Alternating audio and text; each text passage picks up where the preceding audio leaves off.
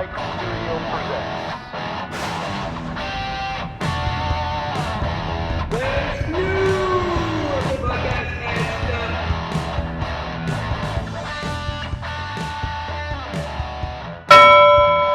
Whoa! Yeah! I know I'm wearing Bret Hart. That's like, you know, I'm supposed to be doing this, but welcome to Larry's new wrestling podcast and stuff. That was the strangest opener probably we've had to date. I'm not gonna lie. I know what happened there. It was Macho Man was going to rush for a bathroom, and Bret Hart said, "What the hell are you doing?" That's what that looked like, folks. Welcome, if I could speak. Welcome to Larry's new wrestling podcast and stuff. We're here live in living color in the ring once again. The ring of life, the ring of the fake ring. I have trouble admitting it, but then I do admit it. It's CG. It's not real, but it's a ring behind me with fake lights, and I can't get hurt. If I jump in there, I'll jump and I'll hit the wall behind me. I don't want to, let's just move on. Anyone out there watching this for the first time, my name is Larry Lawrence. The name's so nice, they named me twice. This is Larry's new wrestling podcast and stuff. And the reason why and stuff is because we always bring up other subjects from around the world. We bring up subjects that are affecting us, COVID-19, what we're learning more and more about it. I'm going to kind of sidetrack away from COVID today, even though I know that we might have a vaccine in Russia, from what I heard last. I don't know if it's legit. All I know is we've reached like a 5 million mark, I think, across the world, I believe, if not just the U.S., but I didn't research that. Forgive me, I should have. But all I know is that this thing, you still got to wear a mask. I didn't bring my Ric Flair mask. I did. It's here. It's arrived. We'll save it for another day. We're trying to get back to focus. It's not about the mask. It's about how are you dealing with this, folks? How are we as society dealing with it? I'm not wearing a mask right now because I'm not going to affect you on the computer screen.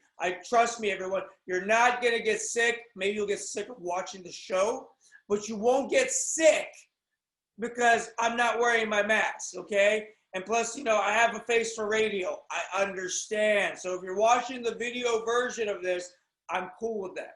If you want to listen to the audio on iTunes only, I'm cool with that. But please subscribe. That's what I need from you. All of you out there, please subscribe. Tell a friend. Share this show with people. Let them know it's all up to you. The wrestling business, these individuals, they would not be famous, established, if it wasn't for you, the fans that made them famous and made them people that they are financially stable because of you. So us, I'm a part of that. I'm the one who helped these people out because I buy their merch. But you know what? I don't care. I'm proud to wear a Bret the Hitman Hart shirt. And that was my version of Howard Finkel doing his back in the day. Okay? And I can tell you, folks, I'm very proud that we are going to reference that gentleman right here, right now. He was just interviewed on the WWE Network for a SummerSlam Superstars of Summer, I think this was the name of the show. It didn't matter. It was on that show called The Bump that they have on the network. And Bret the Hitman Hart, the best there is, the best there was, the best there ever will be. He was live on The Bump doing an interview talking about his career and the SummerSlam matches that he had. Amazing interview from his side. All I'm saying is that I would have asked more interesting questions, but I'm not there yet. Like, you know, I was there at WrestleMania 12 in basically in the Arrowhead Pond. I was there live for the Iron Man match where it was Shawn Michaels who was trying to live out his boyhood dream versus the excellence of execution. And they're trying to segue Bret out as they were trying to give Shawn Michaels the new generation look, even though Bret really didn't deserve to get pushed out because he was so hot at the time. But for whatever reason, they made that transition. I think he was shooting on that show called the Lonesome Dove, I think was the name of it. I believe he was still working around that time on that. So they were giving him a chance to do other projects. So they let him drop the belt so Shawn Michaels could be the champion. So you get this from the Wrestling Encyclopedia on Larry's new wrestling podcast and stuff. Because once again, folks, we don't just talk about wrestling, but we're back to focus. We're going to be talking about Bret the Hitman Hart and his career and what he did for the wrestling business. What he did was he gave us the best thing ever, which was a great career of endless matches. And folks, I can tell you right now, I've watched many matches of Bret the Hitman Hart. And I can tell you from experience, I've done a lot of this, and I've done, not even wear shades because my head's too small, but I did a lot of this. And I'll tell you, anything I can do to say anything positive about this gentleman's career, I could say words can't describe his career. One of the greatest ever. On the Mount Rushmore of professional wrestlers. Is that too little? No, it's not enough. But what I can tell you is that Bret the Hitman Hart, his just presence in the business of professional wrestling, the pink and black attack is back. That's what Vince used to say. Also, Jim the Anvil Neidhart, yeah, grabbing the chin, yeah, and the Hart Foundation. They didn't even reference the Hart Foundation as much as they should have, because I know that they won tag titles, I believe, at SummerSlam, I believe, against Demolition. But I tell you right now, I believe it was 1990. SummerSlam 90, I think they won the belts off the Demolition at SummerSlam. But then also there was the Undertaker match in 97. It wouldn't have been the same if Shawn Michaels wasn't the special guest referee, and so much drama was happening around that time during the Attitude Era, where Bret takes a big look and he just hawks it on him, just like he hawked the one on Vince when he left the company. I'm telling you, this gentleman's career is controversial. It's amazing. It's everything and all that in a bag of chips. On top of it, to have a super kick from Goldberg, negligence that knocked him out of wrestling, eventually gave him a stroke, and took him completely out of wrestling. I'm telling you, folks, this is what you get on Larry's new wrestling podcast and stuff. And the reason why we give you this, folks, is because I have such a passion for the business of wrestling from a fan's perspective. That's why you tune in week after week. I screwed it up. Day after day, week after week, year after year. Will you tune in to Larry's new wrestling podcast and stuff? If you didn't hear it enough, that's because I keep repeating it. And I'm not buff, but I am the stuff. Sorry, Mr. Bagwell, I had to borrow that. No copyright infringement. I'm just trying to say I am something different. Anyways, what we're going to do is back to focus. Bret the Hitman Hart. One of the nicest gentlemen I have had the privilege and honor of working with and helping out his autograph signings. I'm not going to lie, I've done that. It's an honor and a privilege because I don't like braggadocious stuff. I've done it and I'm proud of it and I shouldn't be ashamed of it. And I'm proud of the fact that I can say hello, Bret. He says hello, Larry. And I'll tell you this, why?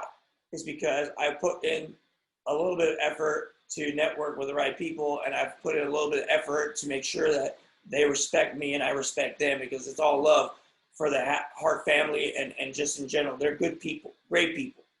They're Calgary's celebrities. I mean, if you say the name Hart in Calgary, you better know who the hell you're talking about. H-A-R-T. It's down here. I'm not going to get naked. There it is, Calgary, Alberta, Canada. You see that? It's even on the shirt. You have to understand, folks, they are the political leverage of Calgary. Like if you say they should have been mayor of Calgary is Bret. That's well, and then eventually governor of, if they even have governors up there. I don't know how they work their system, the Commonwealth stuff. Anyways, Bret can teach me later. All I can tell you is we will, or I can Wikipedia, whatever. I'll figure it out eventually. They have Parliament, I think, something like that. Anyways, I'm American. Us Americans, we do random stupid shit stuff like this. I'm trying to just keep this G-rated for the kids. Stuff for the kids. Anyways, we have to focus. Bret the Hitman Hart is the best there is, the best there was, and the best there ever will be. And the reason why is because he gave himself that label after he separated from Jim the Anvil Neidhart, and he became the WWE two-time champion, two-time Intercontinental champion, and two-time, I believe, WWE Tag Team champions.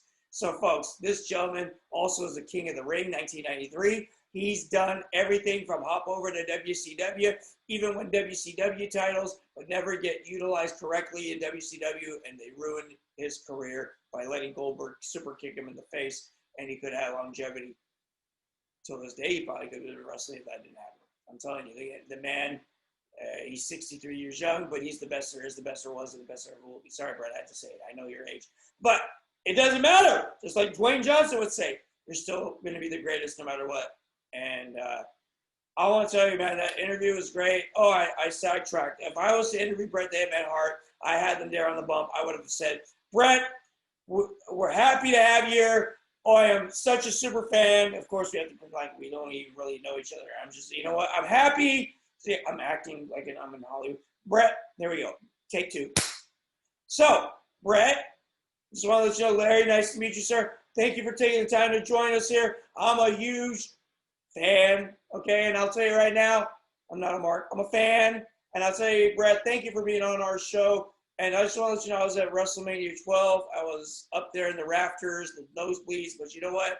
That doesn't matter. I was there to see the Iron Man match. And I had the privilege of seeing your match, sir. I just wanted to let you know. Oh, thank you, Larry. You know, I appreciate you saying that. I'm not going to imitate his voice because that's disrespectful. You know, he's very soft-spoken. Yeah. He'd probably say, oh, Larry, that's nice of you. You know, he's just keep it chill. Anyways, all I can say is that I would say, well, my question is this. I want to let you know, I was there live, and I watched you. Do you still feel like it's okay that you came away with the loser's purse that night? I mean, I don't mean to call you out, but you did lose the match. Do you think you're cool with that, sir? I'd reword it, actually. I don't think that was too overbearing. I'd say, Mr. Hitman, Mr. Hart, do you feel like that even though you didn't win the match, even though I felt like maybe you should have? Anyways, all I'm saying, I'm just being biased. I don't know. I wonder why. Anyways, Shawn Michaels, I like you too. Anyways, I'm just saying, Bret, if you were to, what direction would you have gone? No, see, take three.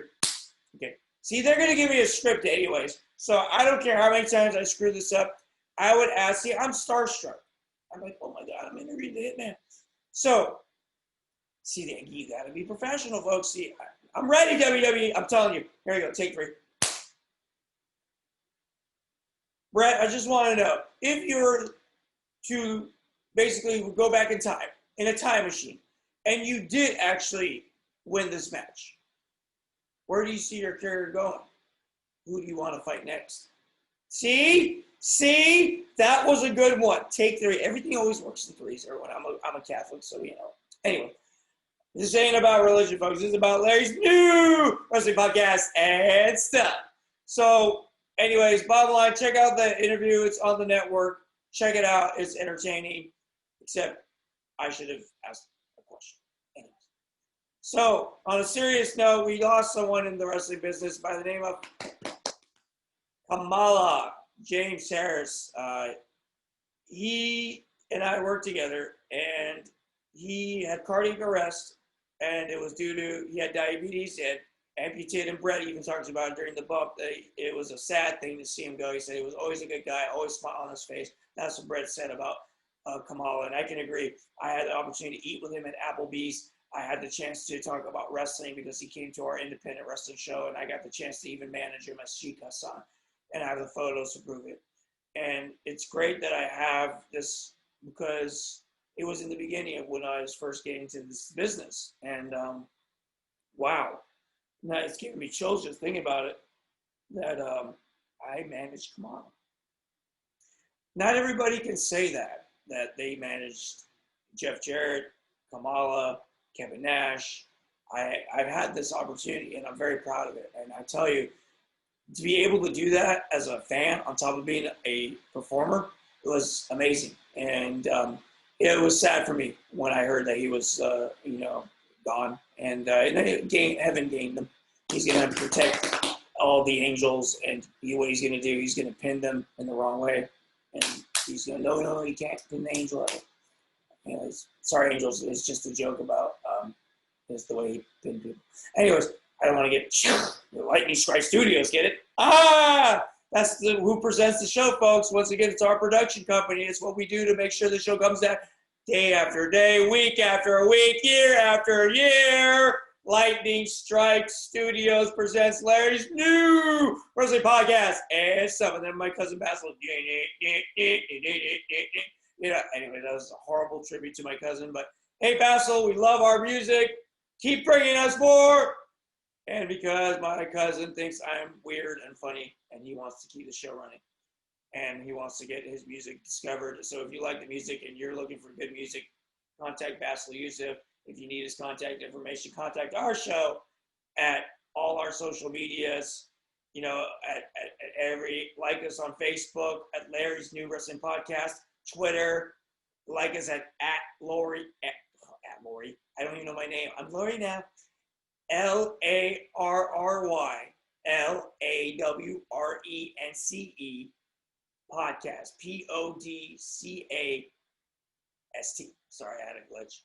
Okay, Larry Lawrence Podcast at Larry Lawrence Podcast. That's how you find us on Twitter, Instagram, and TikTok, whatever. It never got trendy. Anyways, the whole point is, was there a point? Anyways, oh yes.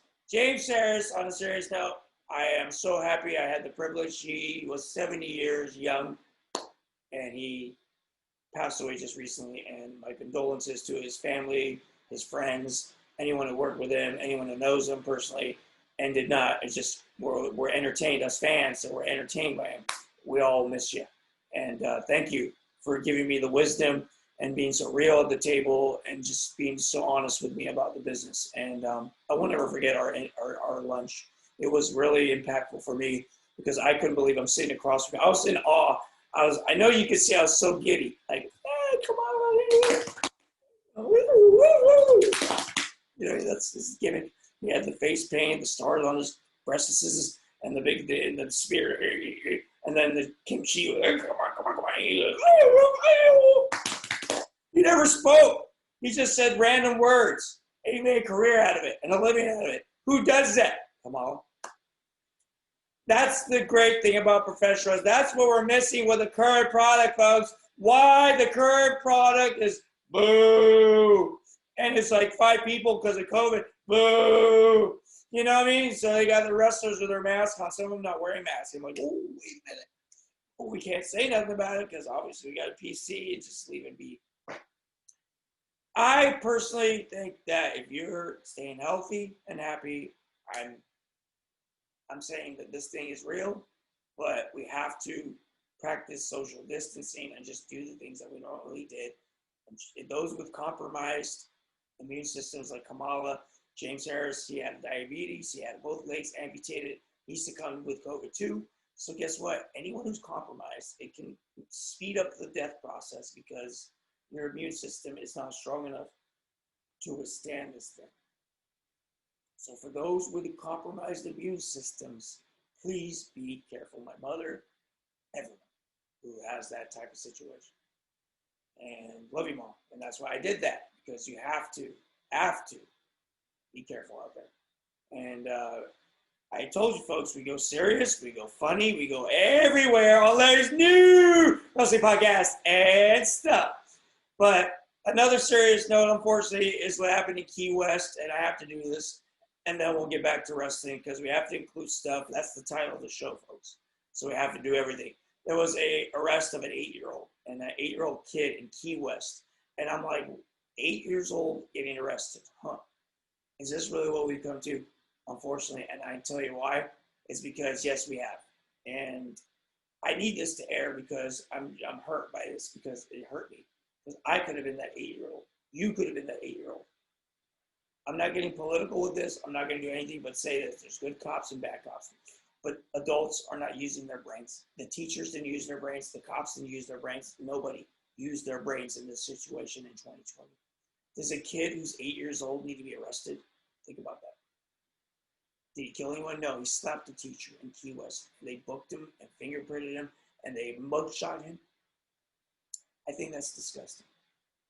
And this is very serious for me to do this. It's probably the most serious I've ever been on my show. It just didn't bother me because he was a little guy, and I'm a little guy. I'm not a big dude. I may look buff, but hey, I'm not. And this kid is not either. He's 64 pounds, 3 foot, 3.5 foot tall. I mean, come on, arrest. You could put your hand out and stop him like that. You don't gotta arrest the kid. Then you should put your hands on him. You should calm him down verbally. And if he did suffer from ADHD, which is a condition, talk to him. Speak to him like a human being. Don't treat him like he's this big, even though he is. It doesn't make any sense, folks. That's why the attorney, and his name's Ben Crum, and I hope the attorney and this woman, I believe her name is Deanna, and if I'm saying that wrong, forgive me, but she is a hero to me for having to deal with this. And it's sad. She knows her son's not mentally well, but they treat him like a criminal. Are we training our kids to be criminals? Is that what we're doing, folks? No, that's not what you do. You don't train your kids to be criminals. You train them to be good citizens. You train them to be good Americans. They're good, just good people. Whatever country you're from, just be good people. Know the difference between right and wrong. And as adults, that was wrong. You don't do that. Even if he did raise his hand, he's a kid. You don't put cuffs on him. And the cuffs didn't even fit him because his wrists were too small. And when CNN or any media, doesn't have to be only CNN, it could be any media, reaches out to someone, you have to do this. Get information. I don't care if it's Fox News, CNN, I don't care who it is. Give us the information. Disclose what the body cam footage, everything. We need to see it. This is public. This needs to be public knowledge. And I'm glad this got out. And I hope they become rich beyond belief, this woman and the family. Because this was wrong. Because the police declined. The school districts declined. Why do you decline if you didn't do anything wrong? Because you did something wrong. That's why you're declining a comment. We need to speak up, folks. We're not robots. We are people. We are trying our best to understand that we're not perfect. And please understand that no one's perfect. Like I said, there's good cops, bad cops. There's good and bad of every race, every face. So please, remember, let's just be positive. Let's turn this around. Let's have an attitude of gratitude. Let's look at the future and not the past. Let's focus on what's ahead of us, not behind us. Even though there's a ring behind us. It's not a real ring.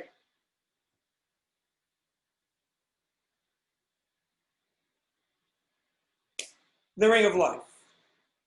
That's what we're doing, folks. We're focusing on the ring of life. Let's make right decisions. Let's move forward. Let's make the right sale. Let's make the right sale. And what I'm selling you right now is you need to focus on you. Focus on your health. Focus on positivity. We don't need any of the other stuff. COVID-19 has already done enough for us. This incident has done enough for us. All these things, folks, we don't need. But we do need this. We need you to subscribe. We need you to tell a friend. We need you to understand that Larry's new wrestling podcast and stuff is successful because of all of you. And I thank you. Those subscribers, we're getting more and more subscribers, folks. This show's going to keep going now. For those that wanted to get canceled, I'm not a network. But soon, maybe this will be on the WWE Network and you have to pay $9.99 to watch me. That's really positive thinking. But as Borat said, one day, we're going to get this done, folks. We're going to get through this episode. I swear to you. You're going to realize why you took the time out of your busy schedule to figure me out. You won't. If you keep trying, you'll get a migraine. And if you get a migraine, you need Advil. And you'll probably have to leave the room to go get that in the medicine cabinet. That's usually in the bathroom. Or in Arabic, the hammam. I speak Arabic too, yes. I threw you a curveball. You're going to learn there's never a normal show here, folks. I'm Iraqi, Turkish, Armenian, and very confused. You're looking at a white boy. I know, I'm confused. I look in the mirror every day. I see that nose. It's like going down a ski ramp. Oh, that's it. Anyways, back to focus. Our show focus today about wrestling is the current product, Ric Flair. Woo! The Nature Boy at 71 years young was styling and profiling with Randy Orton, saying, "You're the greatest, baby." And they were trying to build something with it. And they went, smashed it and went away. That's the current product. You can't even build a relationship that we can invest into. You give us 4 weeks of it, and you say, okay, that's it. If COVID-19 has really changed storylines too. I know that we're protecting people's health, but if you know Ric Flair just went through so much, why would you bring him in the first place? He just nearly survived all these factors, and his wife has COVID now, from what I understand. If you know these things, why do you bring a guy? I know you just re-signed him for a lot of money, but don't compromise the guy's health. So what? So you can keep the money or give it to his wife because now she's a widow? If that was even in the contract, but I'm not going to get into that because that's not in my business. One of my focuses is, what are we going to do to make this product better in COVID? I don't think you can. I thought they would actually just cancel the show altogether until this thing was over, but it's like the circus. The show must go on. And I tell you, man, I am excited that Ric Flair was back, and as a lifelong fan, and utilize his characters in almost everything I do in entertainment. I was happy to see the Nates, but to get an RKO and to really just send them off. Or he did, actually, no, I take it back. They didn't RKO him. I was thinking about that. I was like, I hope they don't RKO him. No, they gave him a crotch, a low blow, like, you know, down in the lower regions, in the parts unknown. And he goes down. And then they lowered the lights right before he does that kick to the head. Because, of course, they're not going to give a 71-year-old man, but they did that. And there was no explanation for why all of a sudden the lights went out, which I thought was kind of stupid. Like the lights went out, and then they came back on again. You should have done something to cover that up. Like, seriously? It's almost like we're saying and we're admitting this is all staged. We know what's about to happen. It's like the tech guy fucking up. You know, it's like that's what it felt like. Like the technical guy in the rafters. By the way, I apologize, but if you want to bleep it up. Anyways, the guy in the rafters who's supposed to press that button because that's the cue on a stage show. That's what it felt like. I don't like the current wrestling because you can't turn the lights out in a big arena. Well, you could technically, but you had a reason. Someone would show up, like, "Oh my God, look what it is!" Like that kind of thing. But this thing had no reason for the lights to go out. So why couldn't you just let the cross shot thing, the cross shot, whatever you call that thing, logo, be the end of it and have them walk away? But don't turn the light out. They're just losing it now. The WWE has to get back to allowing us fans to really engage the old school fan. The new school fan won't know the difference. The young generation, the newer generation now. The new generation of 2020 versus the old school of the late 90s and the 80s as a little kid. It's just, you know what? You have to understand this is why the business needs help. But today we're going to talk about one guy who gave the business everything and then some. Ooh, yeah. Oh, the Macho Man Randy Savage. That's what we're going to talk about right now. We're going to be talking about right now Macho Man Randy Savage, and I'm not going to do the voice the whole time because then you'll be like, damn, I have to listen to Macho Man Randy Savage, the story, through the voice that is not. No, you're not going to.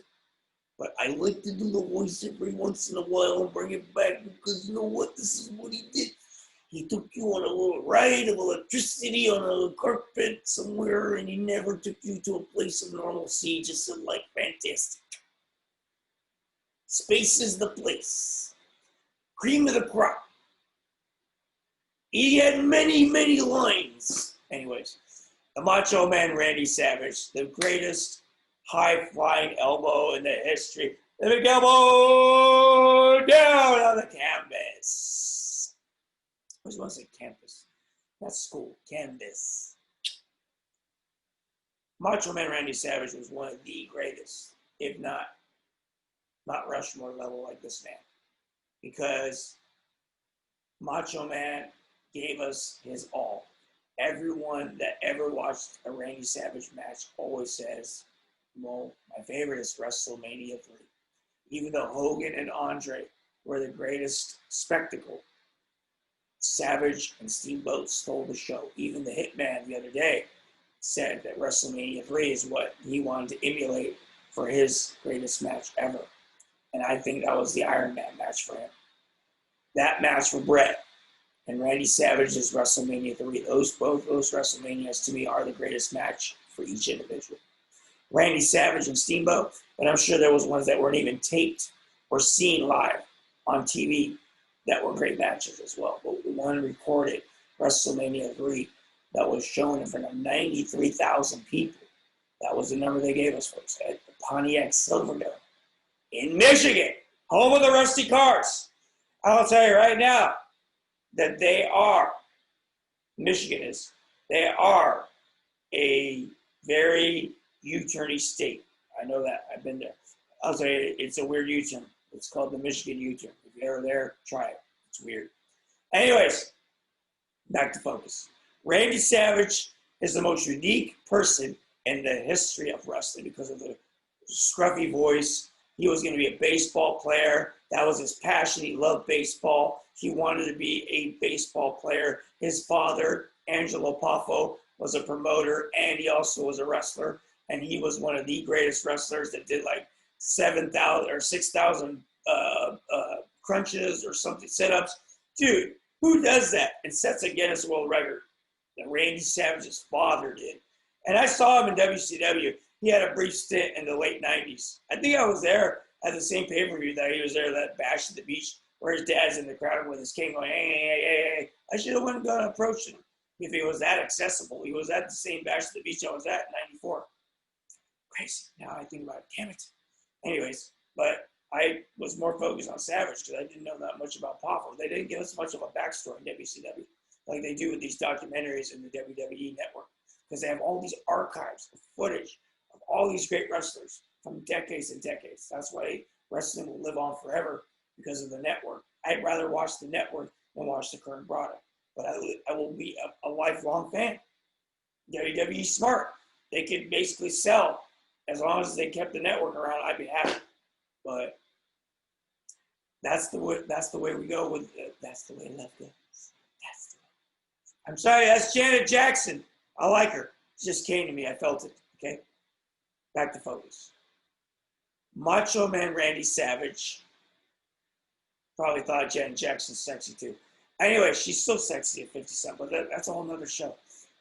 Janet Jackson's not what we're talking about. We're talking about, oh, yeah, like Elizabeth, the Miss Elizabeth was a sexy lady, Anyways, Miss Elizabeth, tragedy for her.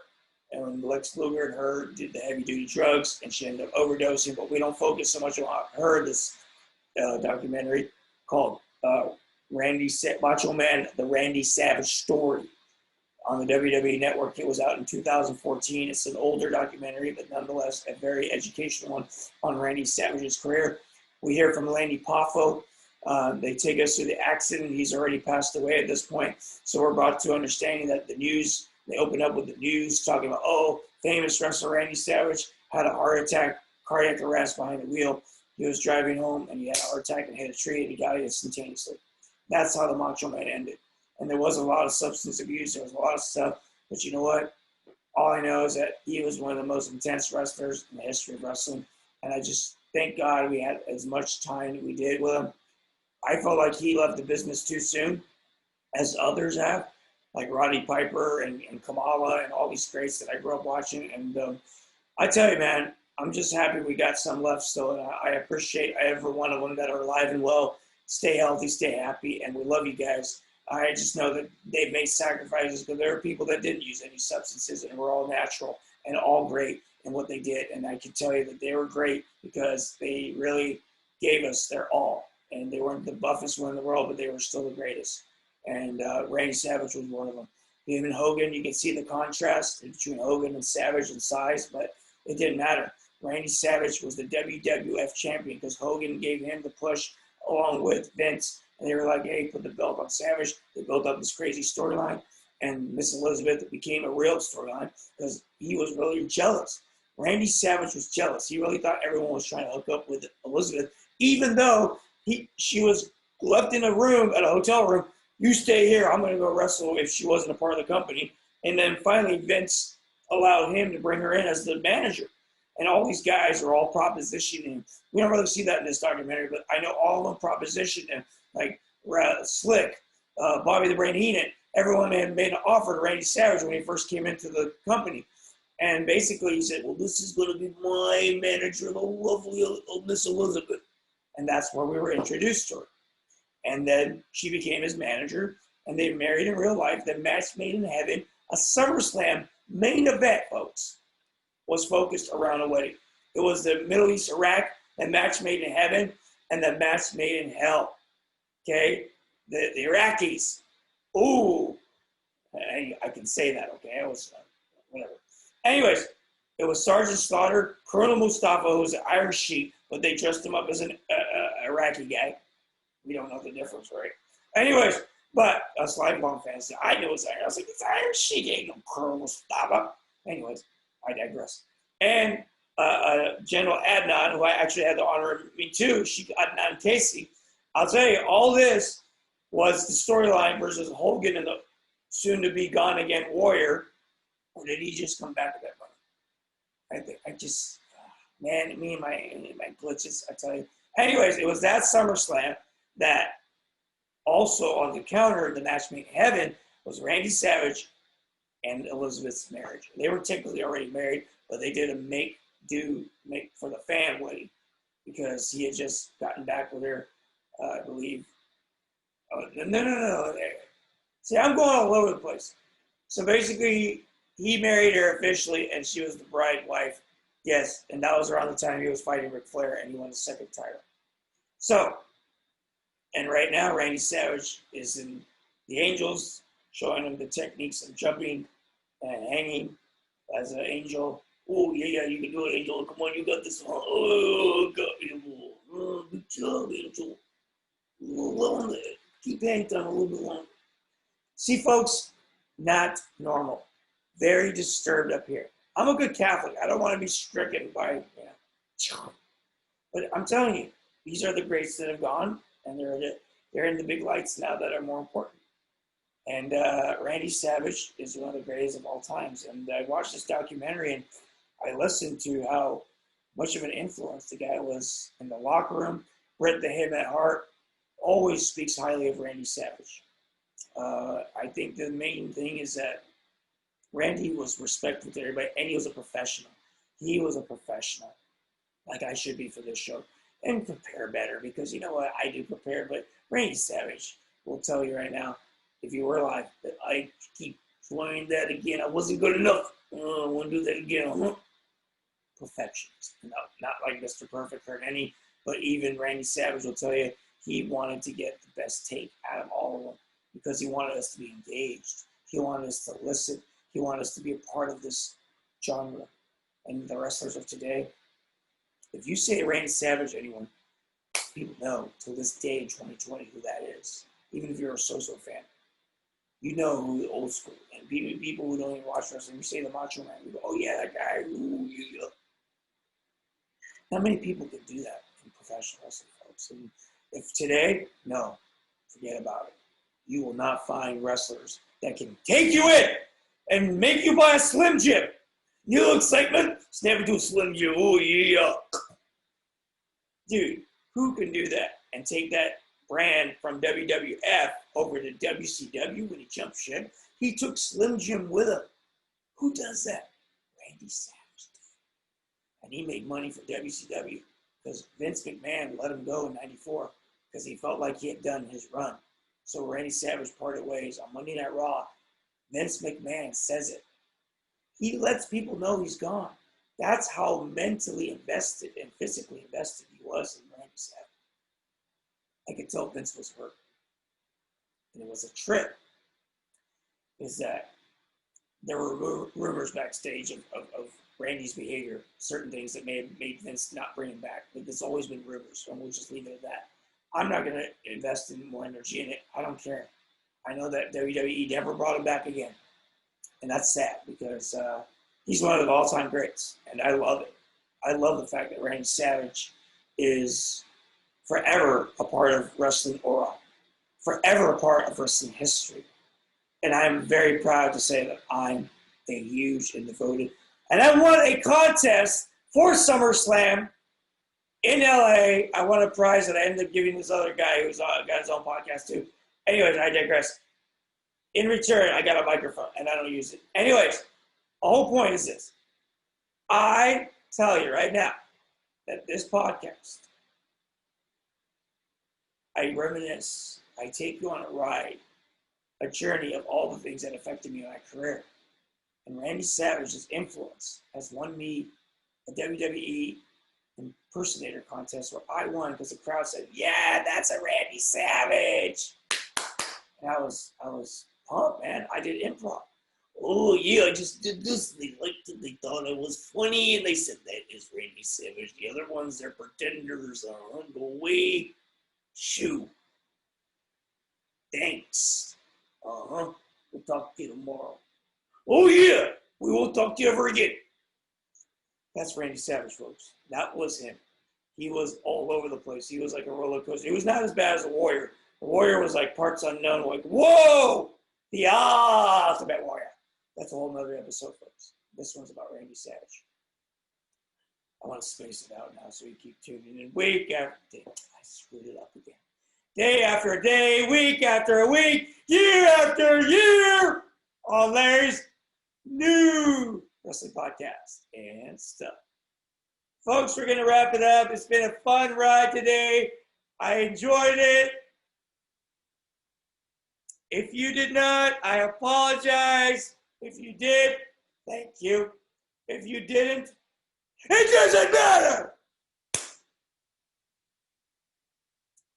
Bird, that was for you. My friends, if you don't know who the bird is, it's okay. He'll fly on your screen soon. Anyways, if he crashes into it, never mind. We're going to get back to focus. Thank you. Remember, subscribe. YouTube, iTunes, Spotify, at Larry Lawrence Podcast. Let's spell LARRY LAWRENCE